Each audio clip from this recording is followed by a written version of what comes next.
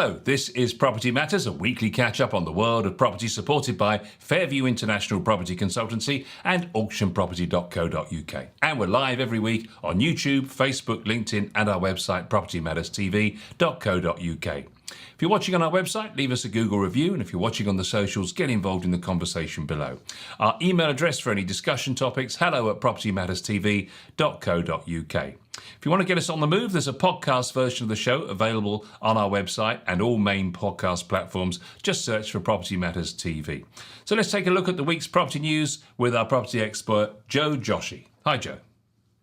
Hi, Paul. Good morning. Good morning to our viewers and listeners, wherever you are. And as always, plenty happening in the property market.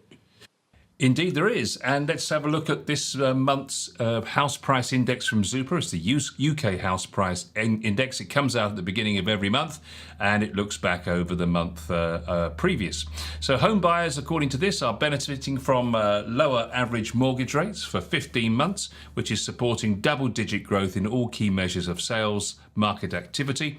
And the UK house price inflation is positive but remains below 1%. So as you can see on the screen there, and for the benefit of those listening, 0.7% is the UK house price inflation to August 2024.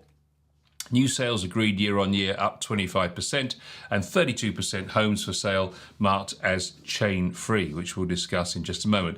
Nationally, home buyer demand is 26% higher than a year ago. More buyers in the market as a result of more homes for sale, and many sellers are also buyers looking for a new home. The average mortgage rate for a new 5-year 75% LTV loan is 4.3% compared to 5.5% a year ago, and the lowest since May 2023. Intense competition amongst lenders ensures attractive rates for buyers, especially for those with larger amounts of equity.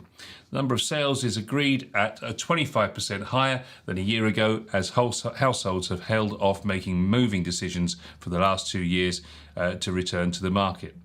Sales are up by over 10% across the UK and over 30% higher across the Midlands and the North East. But house price inflation improving but still sluggish. So that's an interesting one, isn't it, Joe? The figures for activity in the market, we've got sales agreed 25% higher, 32% of the properties with no chain, which is an interesting statistic in itself. But the house price inflation remains sluggish. Why do you think that is? Well, I mean, primarily because I think you'll find that there's a lot more stock around now.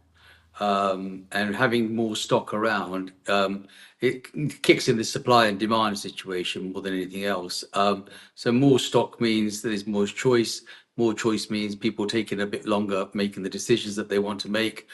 And so hence there will be a sluggishness in the market because time is not pressing, where when the market is the other way around, when it's a sort of a seller's market and there's a minimum supply and buyers are keen to get on, they need to make their decisions much quicker. So I think the fact that there's good stock available and becoming more and more available as time goes on, that makes the market a little bit sluggish. The market is generally sluggish, but it's sluggish for a number of other reasons as well, Paul. And obviously the looming budget at the end of October is probably holding people back.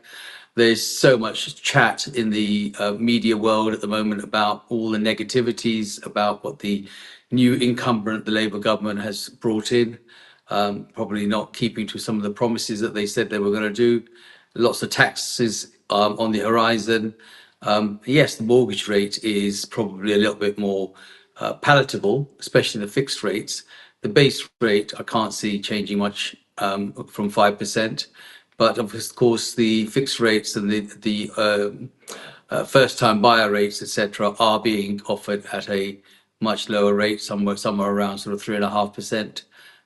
Some even as low as 3%, depending on who it is and how long the term is going to be. So those are obviously good news as far as the buyers are concerned. But the bad news is that there is a lot of taxation due, or at least talked about, and we'll know the actual situation after the 30th of October. But the truth is that there's more stock around. Yeah, we'll come on to the future of interest rates fairly shortly, but they're talking about the fact that the increased sales activity supporting modest price rises is mainly due to the fact that there's constraints on affordability still, of course, it's particularly in the southeast and the southwest. And if you look at house price inflation, it's plus 0.7% in the UK across the board at the moment, which is up from minus 0.3% a year ago.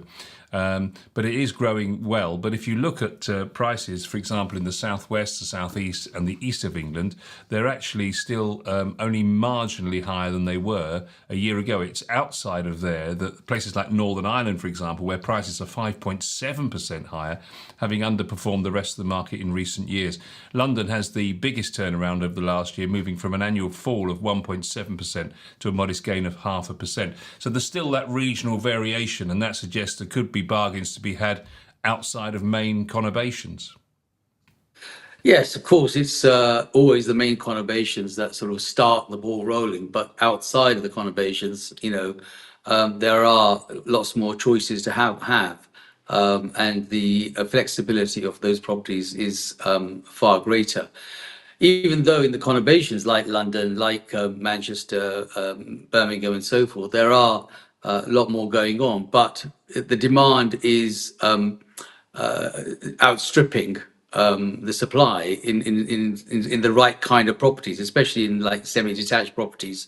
But there's plenty of availability in the flats market, and so that could tempt some of the first-time buyers. But at the same time, it gives them a lot of choice because there's so much more available. Yeah, they're saying that, as you said a moment ago, rising sales volumes are being supported by more homes available for sale, up 12% on this time last year. Many of these homes are new listings from homeowners looking to sell and buy another home. However, not all homes are brand new to the market. As you say, a fifth of homes currently for sale were previously on the market over the last 2 years. While market conditions are improving, setting the right price is important to attract buyers. The same applies to the fifth of homes for sale that have been on the market for more than 6 months, still unsold. This explains why a similar proportion have had their asking price cut by 5% or more to attract buyers. These trends show buyers remain price sensitive as overall choice improves. Sellers need to price sensibly to secure a sale. And that's a really difficult call, isn't it? Because the market is so volatile at the moment. Getting that price is clearly really important. But how do you set it in the first place?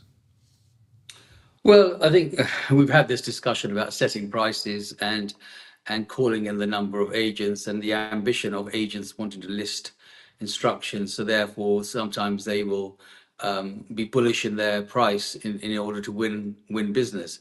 But even those agents are now finding it hard to continue to work on those bases.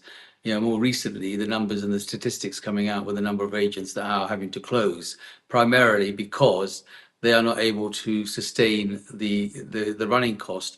And that is mainly because if they're priced so high and they're not selling, they are actually feeding the meter from their own pocket until such times as such sales start to happen. So reality does come in, and I think really agents have always got to be more realistic. However, when they go to a property, a seller may persuade them to say, look, I want to try a bit more. I was having a discussion with someone actually only yesterday, and they was discussing about having the valuation. They've had 4 or 5 agents around. One side of the conversation was that they weren't in a hurry. Oh, nice balloons. And the other side of the conversation was that he wanted to sell quite quickly. So there was a number of scenarios where the agents have come in at 375, 395. Really, it's probably worth about 350, as one of them says, but they'll take it on for X, Y, Z. And the seller said to me, so, well, you know what, there's no harm in me trying that, is that really? Because I'm going to be, if I can get another £10,000, then 10,000. I said, that's true.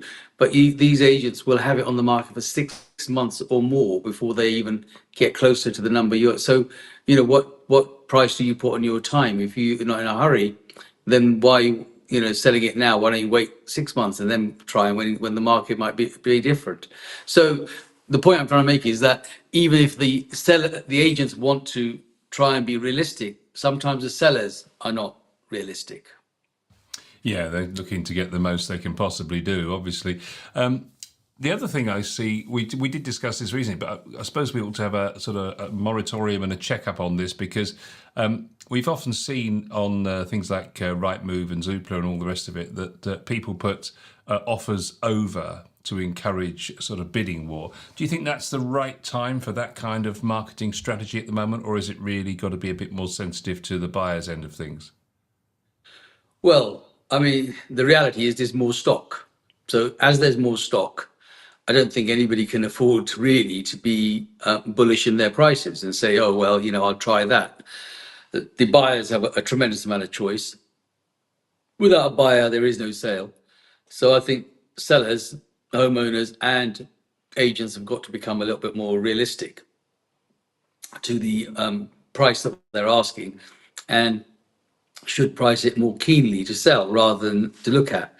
I always say pretty pictures on my wall are not going to pay the bills, and that's exactly what it is going to be. You're going to have lots of properties that are shown on your display, and you can tell somebody, look how many houses I've got to sell. But if they're not selling, then what's the point? It just defeats the complete object of the exercise. So I'd always, I'd rather, it sounds really, I'd rather say no and say, by all means, give it to somebody else if you want to, because the man hours that you spend trying to persuade a seller to do something, you may as well spend that time on someone who's actually genuinely realistic about what they want to do. Interesting that nearly a third of homes on Zoopla are chain free outside of London. And there's 1 and 2 bed flats most likely to be chain free, as you mentioned, while in London, 2 to 3 bed houses are likely to be chain free.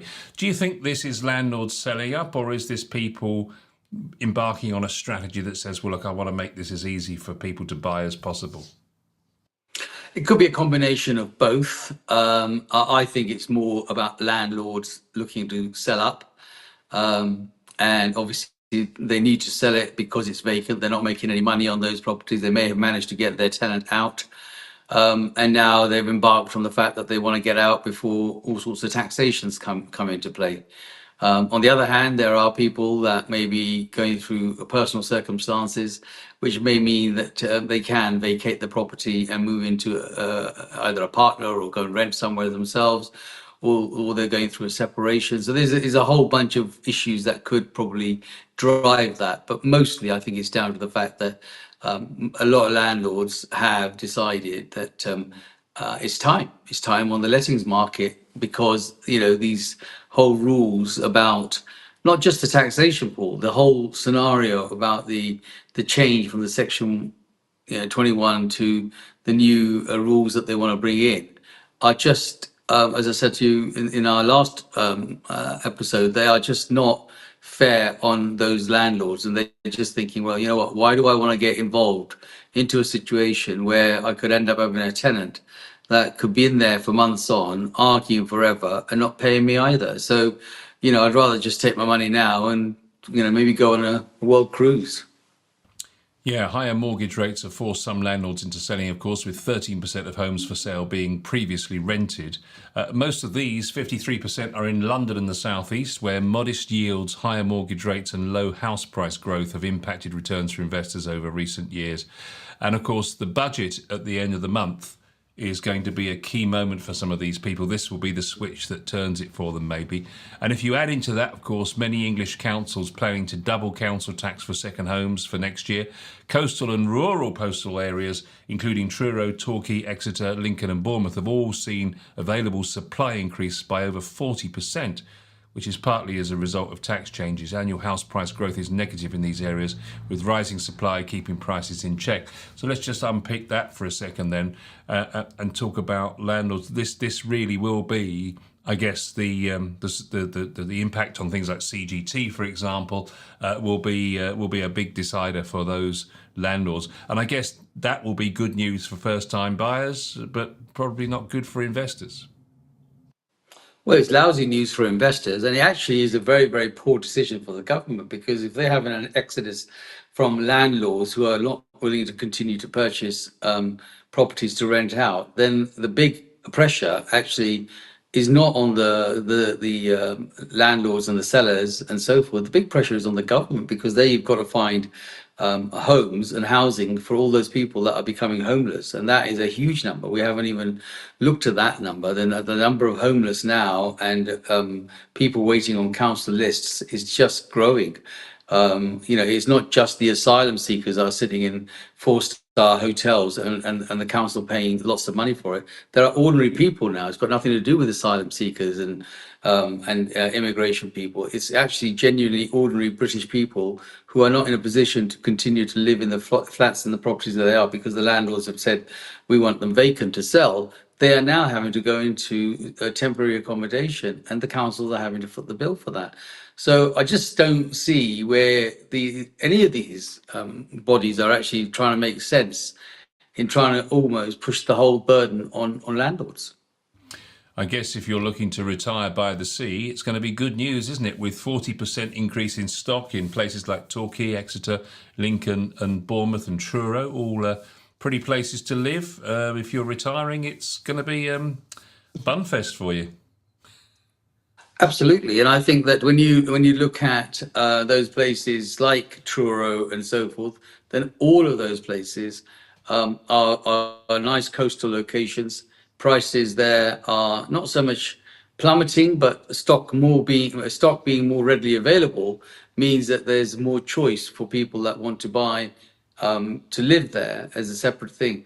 And it's the taxation situation that's actually thrown a lot of these people away from there because they've got second homes. And it's those very councils and those very people that live in those places that have been making a huge thing about saying, look, we don't want to have people owning second homes here and not living in them, and there are people that are living here who can't afford to buy or can't afford to live here. So maybe their dreams have come true, and people have decided to sort of up sticks and come out of the rental market there, and that gives them a choice to buy their own first home. It is an interesting market at the moment, isn't it? Because you've got people that are thinking, well, I really need to get a good price for my current home because I need to unlock the next place, and that's risen in price. So the more I can get, the closer I get to my next purchase. But at the same time, buyers saying, well, look, there's plenty of other people out there. There's plenty more fish in the sea, and they're making offers below the initial asking price. And as we heard earlier on, 37%, 2 in 5 sales are agreed at more than 5% below the initial asking price. So therefore, there's still deals to be done. But I guess it all comes down to this essential pricing, doesn't it? Everything's down to pricing, Paul, whichever way you look at it. Whether it's pricing in mortgage rates, whether it's pricing in conveyancing, whether it's pricing in actually the purchase of the home, the guide price, and what they actually afford to take. Is the whole thing is around pricing and what somebody can afford. And equally, it's the same as mortgages, what they can lend. I mean, if a lender isn't lending the amount that they want them to have, then of course, and affordability. So it's all price sensitive in every possible way. But the first start is always, is it something that I want to buy, and is it affordable? And if the price is not right, you're not even going to get an interest on the property. So it's got to be absolutely pitch perfect. So to sum it up, the outlook is that the housing market continues to adjust, according to Zoopla, to high borrowing costs through low house price growth and steady recovery in sales. Expectation of lower mortgage rates, a real attraction for would-be movers, with some lenders offering, as you said, mortgage rates below 4%. The outlook for interest rates is far from certain, they say, though considering global events, today's fixed mortgage rates already reflect the extent to which financial markets expect UK interest rates to move lower in the next 2 to 5 years. Their view is, and this is interesting because it contrasts with yours, our view is that mortgage rates, they say, will settle in the high 3s, low 4s into 2025, meaning a modest improvement of borrowing costs over the coming months. Together with rising household incomes, this will help to improve affordability for home buyers and support sales volume. So they're saying upper 3s, lower 4s for next year. What's your view? I know you said there wouldn't be a drop before the end of the year, but what's your thoughts about 25? I don't think at all that the base rate, the Bank of England base rate, will be reflected anytime soon. I believe that even the 0.25% that they brought down from 525 was probably a pressure that they probably didn't want to have. So I cannot foresee that the base rate coming down from much from 5%. You might get I don't know, a minuscule quarter percent or something just to show that they are, but I can't see. But yes, of course, the fixed rates, the mortgage rates, they will vary because of the money market in general. And that will be probably, and we've seen that already, 3.5%, 4%, depending on what it is. Remortgage market will be, around that sort of fixed period of 2 to 4 years, 2 to 5 years, depending on what personal circumstances do. So there they may get between 3 and 4%, but I don't think the base rate will change. Yeah, they're talking about in the industry reaction to this. They're talking about second homeowners and buy-to-let investors really going to feel the pinch at the end of the month, of course, with these changes. With some local authorities starting to charge double council tax for second properties, for example, that are left empty for more than a year. And they're seeing second homeowners really contemplating and maintaining whether it's worth maintaining a holiday home as a sound financial investment. What do you think about that? I mean, you saw people years ago snapping up these beautiful holiday cottages in Devon and Cornwall. Do they still make sense and stack up now? Not necessarily. And the other thing is that people are looking at the flexibility. Yes, there are certain uh, uh, times in people's life that means that they have to go to a regular place. For example, somebody might say, okay, well, we've got children, and during that school period time, holidays abroad and holidays generally become really expensive to try and do give the children the variety. So they may have invested in a holiday home on the coastal like places like Cornwall, etc. And they're now thinking, well, that is not viable. Secondly, and more importantly, through Airbnb, they have that flexibility to be able to have a home as opposed to being in a hotel. So there is certain people that are still continuing to do that, but do it on an Airbnb. So therefore, if you were having a young family and you decided that you wanted to rent a house for the 2 weeks, 3 weeks, 4 weeks that you're going to be, it's actually cheaper for them to go and rent a house through Airbnb for a month than it is to actually own one and then have double taxes, this, that, the other, all sorts of things just for the privilege of owning. So people's minds are thinking in a different way. In some cases, they're even thinking of that same scenario at flying abroad. That's the other way they're looking at it. But certainly, I think the way people are thinking is that they don't need to have a committed second home. They would rather have the choice and the variety. And of course, children grow up. They don't need that particular one house to go back to every so often when it's perhaps just the two left and the kids have flown the nest and they don't want to go back there again. So what's the point of having that? So there's a lot of things that people take into consideration. It's going to be very interesting when those holiday homes, some of them go on the market in those locations around the coast, of course, because you can guarantee they're going to be putting them up for top dollar. And it's going to be very interesting to see how the market reacts and says, well, yeah, I'm not paying that, because with, as you say, plenty of choice on the market, they're going to have to price sensibly. Well, I mean, you can start wherever you like. That's not going to be a home is only worth what somebody's prepared to pay for it. It is what it is, and so they can look at it and wish that they could get that higher price, or they can be realistic and move on. That's their choice. I mean, if they can afford a second home, I suppose they can afford to sit there for a year and wait for the right money. Um, but those that are buying in those areas are limited. So even if they're first-time buyers that are looking to buy their first home in those sort of tourist coastal areas, they must have employment. And most of them don't have employment. It's a seasonal towns where the employments are seasonal based on the holiday times. Not every major corporation has moved its head office to Cornwall or Truro for the views of the sea and for the employees that live there. The connectivity may not be there. The communication in terms of rail, travel, road is not there for those people to make sure that they get there on time. So there's a huge amount of things that you have to sort of take into consideration before they start to say, okay, well, I'm going to go and live there and I could do that. So they are going to be dancing to the tune of a very limited audience who are going to buy. So either they're realistic and sell, or they're unrealistic and just look at it. Interesting to see some of the reaction in the marketplace. Tom Bill, who's head of UK residential research at Knight Frank, said the unfortunate irony for the property market is that mortgage rates and confidence levels have both fallen in recent weeks, because this data is for August, of course. He says that lower borrowing costs would ordinarily drive transaction levels higher, but some buyers are holding back ahead of the budget. The government has warned it will be painful. If the budget is better than feared or largely as expected, we expect to see a relief bounce that will last into next spring. So I guess if there is a tough time, then there's going to be a lot of sales, and that means for agents, conversely, it's going to be a good half year, and that should spring into the new year.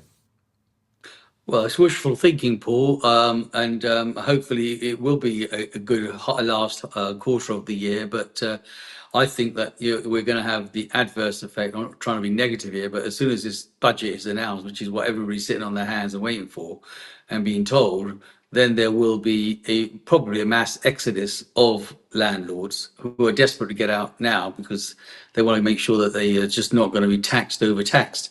I mean, you have to remember people pay tax to buy a property, stamp duty, and other taxes. They pay tax on whatever gain they make on their income, and now they're looking to pay tax on exiting the property market. So the government is absolutely not doing itself any favors, literally taxing perhaps the only person that can afford to pay that tax. That's probably why they're doing it, because they're not getting the money elsewhere. But soon they will actually make this bone dry. And then what? And that's what you could ask the question.